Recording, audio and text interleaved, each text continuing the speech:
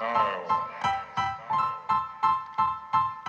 Style is the answer to everything, from a fresh way to approach a dull or dangerous thing. To do a dangerous thing with style is what I call art.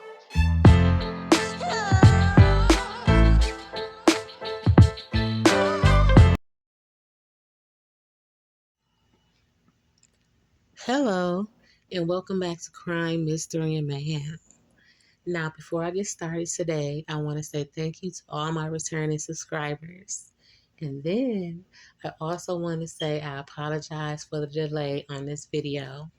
It's been a long, long while. As a matter of fact, this has been the longest time I've went without doing a video. A lot has happened in my life, and then eventually I'll get to that. But in the meantime, in between time to get ready for this show. Today's true story is about Janeilla Tunstall and Tiffany Hall. Now, Jameela Tunstall grew up from home to home. She grew up in multiple foster homes, and her childhood was very abusive. Her parents wasn't around, and they just basically didn't care about her. You know, she grew up in poverty, and it was just reckless. Like, reckless for her. The girls in her neighborhood, the boys in her neighborhood, no one was destined for greatness in their neighborhood unless they had some type of outlet, to get them out. So basically, in kindergarten, she met her best friend, Tiffany Hall. They both grew up in troubled homes, and they neither one of them had the loving, tender care of either parents, a mother or a father. Jamila, she really loved school, but Tiffany, it's like she probably did love school, but then again, she probably didn't have that type of home where people cared. And then again, Jamila, growing up in home to home, foster home to foster home, she probably didn't have the type of people who care, but you know, everyone's DNA is made up and wired differently. So you could never say who takes school seriously more than others. So we're not judging. It's just how it is. And it's scientifically proven that some people just are more focused within their DNA than others. Doesn't make either party wrong or right. Some people are just better at things than others. Just because you're good at school doesn't mean you're superior than others. Some people are better at other things than other people are better than, at math or science or other things like that. So don't discredit yourself. You got this. But, you know, so Jamila, she loves school, and her and Tiffany, they met each other in kindergarten. They just grew up through the years with each other: first grade, second grade, third grade, fourth, fifth, sixth, seventh, eighth, ninth.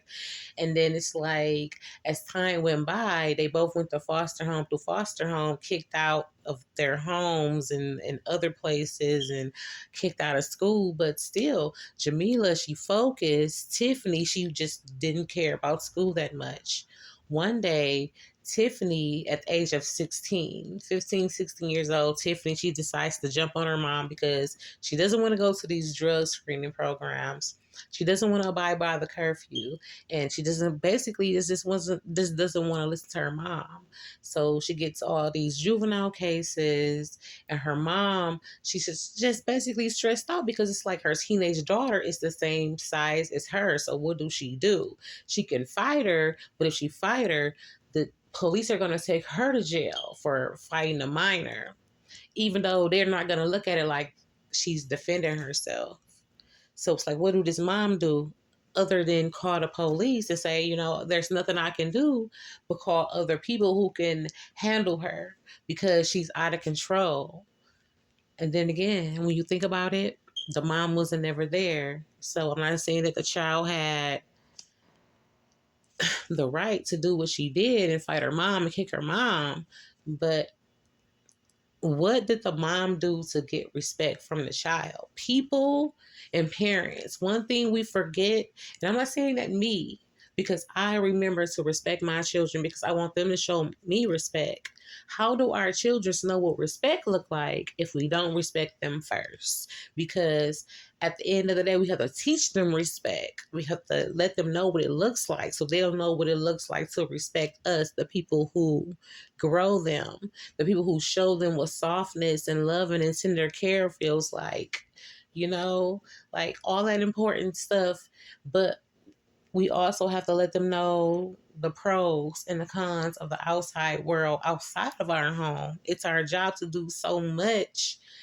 And it just bothers me nowadays when people just, I go places and I hear people tell their kids like all this bullshit about how gadgets and all this electronics is like basically what's important, and it's shove them in their face, and they don't let them do outdoor activities, and they don't explain to them about history.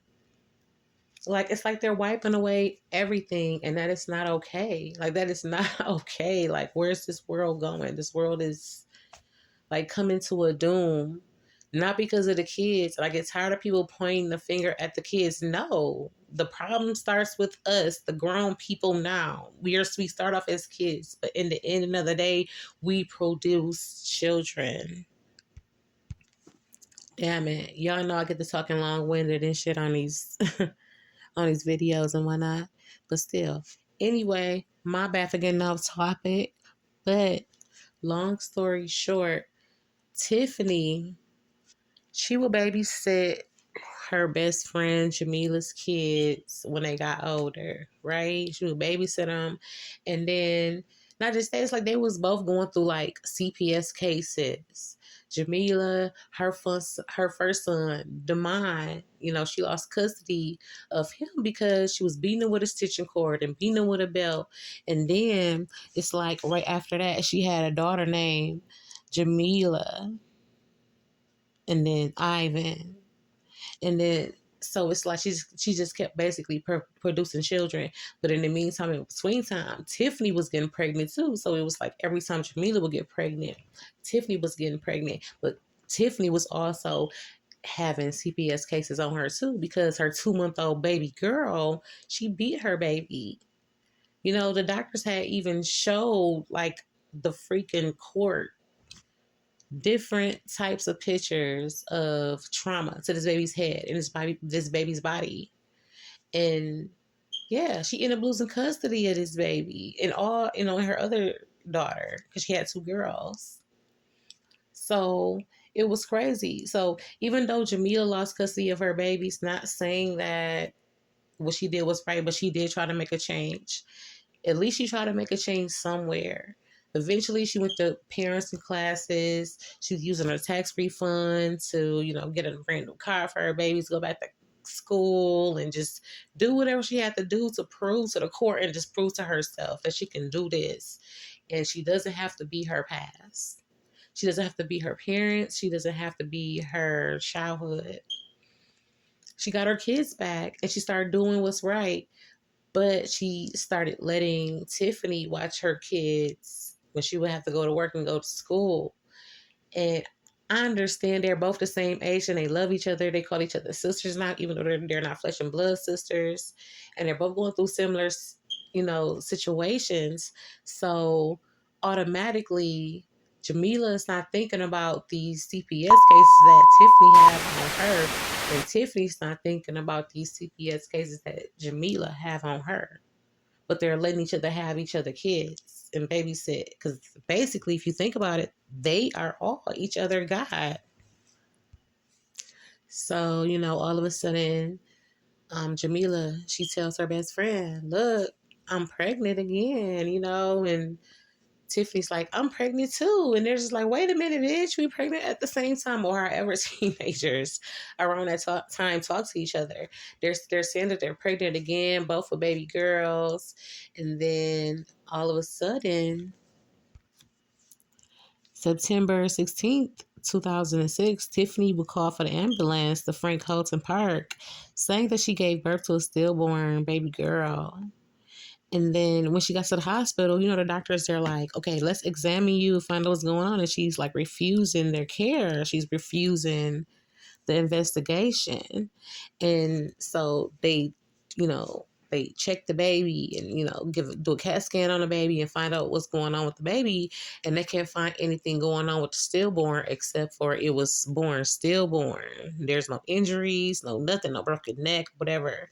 Like, Tiffany, quote unquote, gave birth to this baby early, a month or a month and a half early, but there's no injuries caused to the baby. So the baby just born stillborn, but there's no reason for the baby to be dead.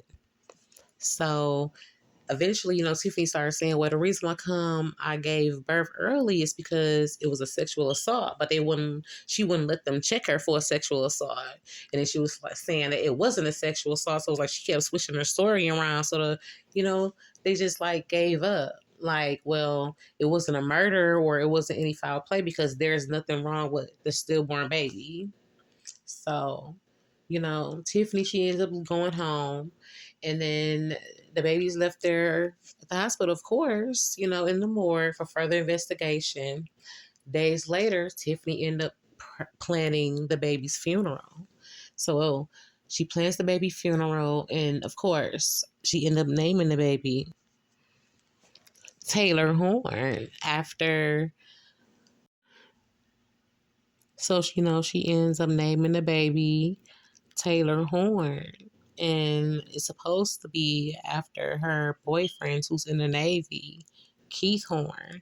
So he attends the funeral as well as, a few other people because no one was really involved in Tiffany's life like that.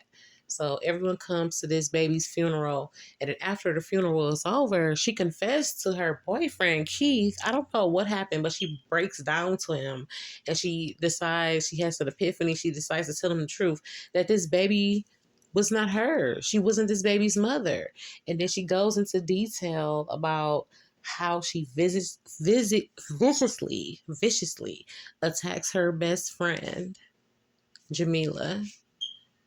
And around this same time, Janeilla is already missing for like 6 or 7 days, right?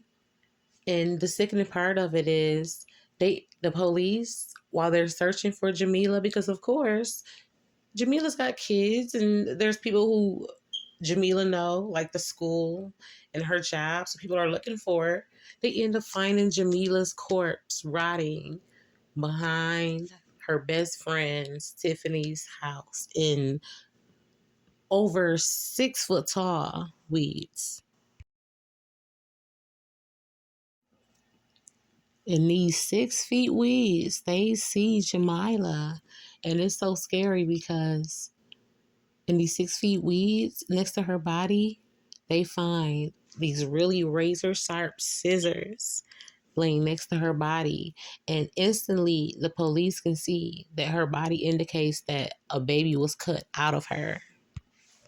So, in the meantime, in between time, Tiffany's boyfriend, Kevin, he goes to the police with this story like, oh my goodness, my baby mother just told me that she murdered her best friend and she stole her baby. And the funeral that we went to wasn't our baby funeral. It was her friend's Jamaila's baby's funeral.